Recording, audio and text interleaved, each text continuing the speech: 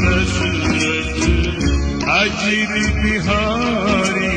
राम सिया राम जय जय राम।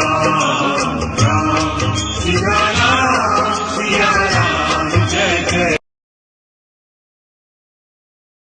भेजना पड़ा।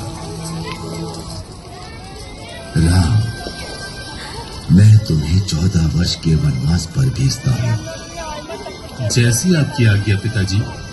मैं शीघ्र ही वनवास के लिए चला जाऊंगा। लेकिन उनकी पत्नी सीता उनके बगैर अकेली नहीं रह सकती थी, इसलिए उन्होंने राजा दशरथ से कहा, पिताजी, जब मेरे पति ही नहीं होंगे तो मैं इस महल में रहकर क्या करूंगी? कृपया मुझे भी इनके साथ वनवास जाने की अनुमति दीजिए। और फिर लक्ष्मण ने भी कहा, पिताजी, मुझे भी भैया राम के साथ जाने की अनुमति दीजिए, क्योंकि राम के बिना लक्ष्मण कुछ भी नहीं है। सीता और लक्ष्मण की विनती सुनकर राजा दशरथ ने कहा, समय मुझे तो मेरे राम से दूर कर रहा है, किंतु मैं तुम्हें तुम्हारे प्रिय राम से दूर नहीं कर सकूंगा। इसलिए मैं तुम्हें राम के साथ जाने की अनुमति देता हूं। कुछ दिनों पश्चात राजा दशरथ से अनुमति पाकर राम, सीता और लक्ष्मण के साथ वनवास के लिए चले गए। वो तीनों वन में कुटिया बनाकर रहने लगे। सब कुछ सही चल रहा था। फिर एक दिन शूर्पणखा नाम की राक्षसी वहां से गुजर रही थी। तभी उसने राम और लक्ष्मण को देखा और सोचने लगी, ये दोनों तो अत्यधिक सुंदर हैं और बहुत बलशाली भी ज्ञात होते हैं। मैं इनमें से ही किसी एक से विवाह करूंगी। ये सोचकर उसने अपनी राक्षसी शक्तियों से एक सुंदर स्त्री का रूप धारण किया और वो राम लक्ष्मण के पास गई। पहले वो राम के पास गई और बोली, हे तेजस्वी युवक, मैं आपके रूप और सौंदर्य से बहुत प्रभावित हूँ और आपसे विवाह करना चाहती हूँ। किंतु मेरा विवाह तो हो चुका है और मेरी पत्नी भी मेरे साथ है। तुम विवाह का प्रस्ताव मेरे अनुज लक्ष्मण के पास ले जा सकती हो। वो इस वन में अकेला है। राम के विवाह से इनकार करने पर शूर्पणखा को बुरा तो बहुत लगा, लेकिन फिर उसने लक्ष्मण को देखा और सोचने लगी, इस युवक ने विवाह से इनकार कर दिया तो क्या हुआ? इसका भाई लक्ष्मण भी इसी की तरह दिखता है। मैं लक्ष्मण से ही विवाह करूंगी। ये सोचकर वो लक्ष्मण के पास गई। हे तेजस्वी युवक, मैं आपके सौंदर्य से बहुत प्रभावित हूँ और आपसे विवाह करना चाहती हूँ। मेरा विवाह हो चुका है, इसलिए मैं तुमसे विवाह नहीं कर सकता। किंतु आप इस वन में अकेले हैं और आपको मुझ जैसी सुंदर स्त्री से विवाह करने से इनकार नहीं करना चाहिए। किंतु मैं तुमसे विवाह नहीं करना चाहता। क्यों? क्या आपको मेरा रूप पसंद नहीं आया?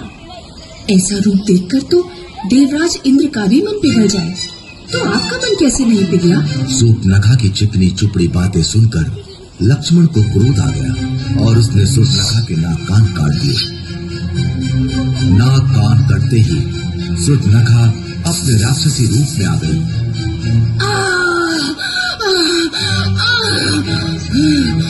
राम लक्ष्मण ने उसका ये राक्षसी रूप देखा तो वो हैरान रह गए। भैया, ये तो एक राक्षसी है।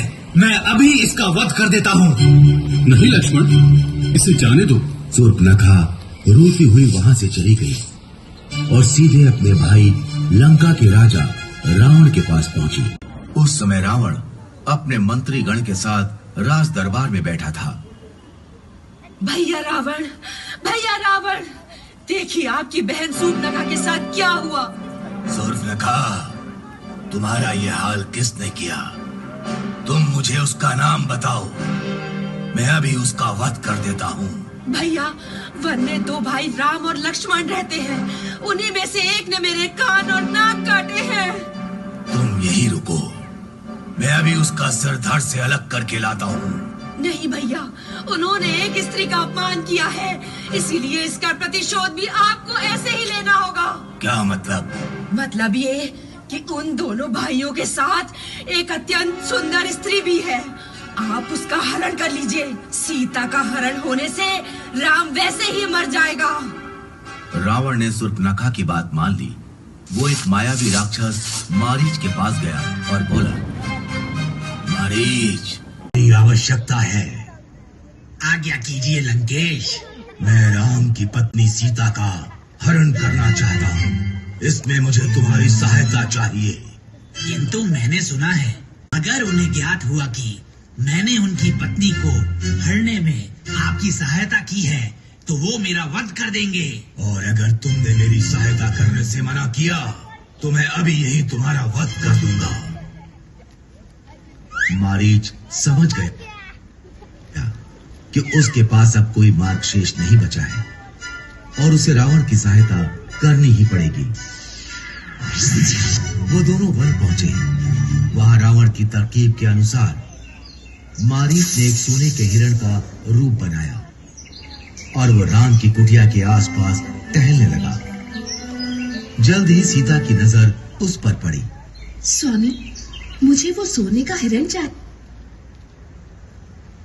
तुम्हारे लिए लेकर आता हूँ। ये कहकर राम अपने धनुष बाण के साथ उस हिरण की तरफ चल दिए। भागते भागते बहुत देर हो गई, लेकिन वो हिरण राम के हाथ नहीं आ रहा था। आखिरकार राम ने धनुष पर बाण चढ़ाया और हिरण की तरफ छोड़ दिया। बाण हिरण को जा लगा। बाण लगते ही मारीच अपने असली रूप में आ गया।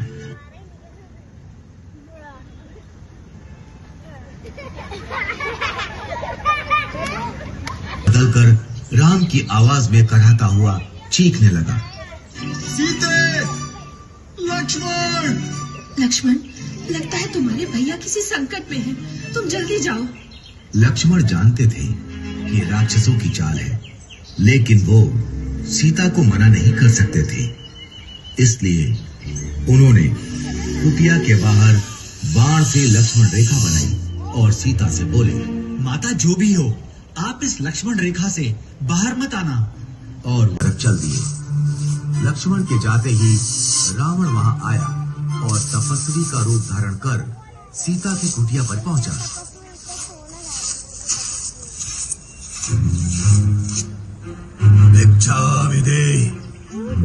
भिक्षामिदे। ये लीजिए ऋषिवर, भिक्षा स्वीकार कीजिए। रावण भिक्षा लेने के लिए आगे बढ़ा। तभी उसने लक्ष्मण रेखा को देखा और सीता से कहा, यदि भिक्षा देनी है तो बाहर आओ, नहीं तो ये तपस्वी बिना भिक्षा ग्रहण किए ही तुम्हारे द्वार से लौट जाएगा। सीता किसी तपस्वी को खाली हाथ नहीं जाने दे सकती थी, इसलिए वो लक्ष्मण रेखा से बाहर आईं। उनके ऐसा करते ही रावण ने उन्हें पकड़ लिया और वो अपने असली रूप में आ गया।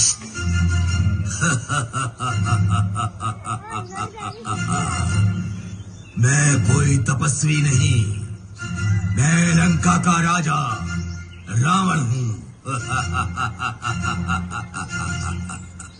और रावण सीता का हरण कर उन्हें लंका ले गया। जब राम और लक्ष्मण को सीता के हरण का पता चला तो उन्होंने सीता की खोज आरंभ कर दी। उनकी मित्रता हनुमान, सुग्रीव, जामवंत और विभीषण जैसे महान और वीर योद्धाओं से हुई। और जब उन्हें ये ज्ञात हुआ कि रावण सीता का हरण कर उन्हें लंका ले गया है, तो उन्होंने वानर सेना के साथ लंका पर चढ़ाई कर दी। पहले राम ने कुंभकर्ण को मारा, फिर लक्ष्मण ने मेघनाद का भी वध कर दिया और अंत में रावण और राम का युद्ध आरंभ हुआ। रावण बहुत मायावी था। वो अपनी मायावी शक्तियों से युद्ध कर रहा था।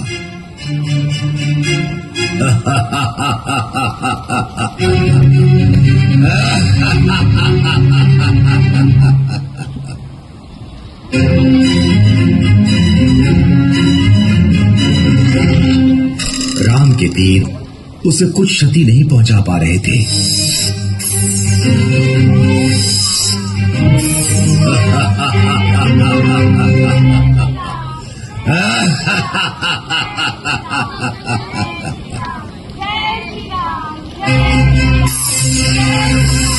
यहाँ तक कि राम ने रावण का सिर भी धड़ से अलग कर दिया, किंतु ऐसा करते ही अगले ही क्षण उसका एक नया सिर आ जाता था।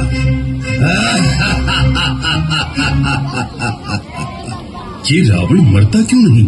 तभी विभीषण वहां आए और उन्होंने राम से कहा, प्रभु, आप रावण की नाभि पर वार कीजिए, तभी रावण का वध होगा। राम समझ गए और उन्होंने धनुष पर बाण चढ़ाकर रावण की तरफ छोड़ दिया। बाण रावण की नाभि पर जा लगा और रावण कराहते हुए धरती पर जा गिरा।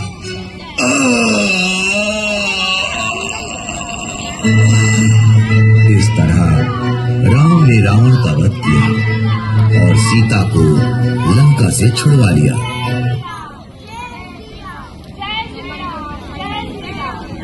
और अब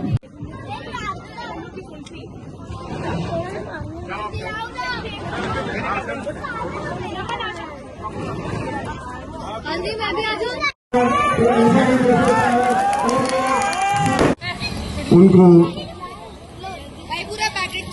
लंका से छुड़ाकर रावण का दहन कर आते हैं और अब यहाँ से